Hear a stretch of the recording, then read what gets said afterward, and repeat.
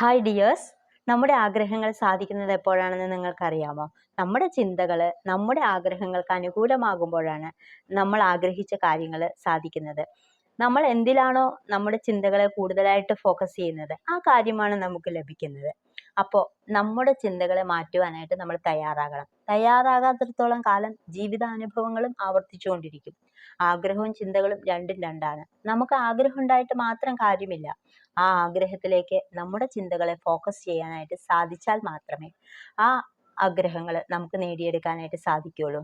നമ്മുടെ ആഗ്രഹങ്ങൾ നേടിയെടുക്കുവാൻ നമ്മൾ ദിവസേന ചിന്തിക്കുന്ന ചിന്തകളിൽ നല്ലൊരു ശതമാനവും നമ്മുടെ ആഗ്രഹത്തിലേക്ക് അല്ലെങ്കിൽ നമ്മുടെ ലക്ഷ്യത്തിലേക്ക് മനഃപൂർവ്വം ഫോക്കസ് ചെയ്യുക.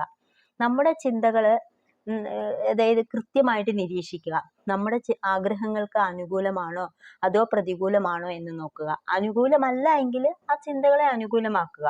അപ്പോൾ നമ്മുടെ ആഗ്രഹങ്ങൾ നമുക്ക് വളരെ എളുപ്പം നേടിയെടുക്കാനായിട്ട് സാധിക്കും.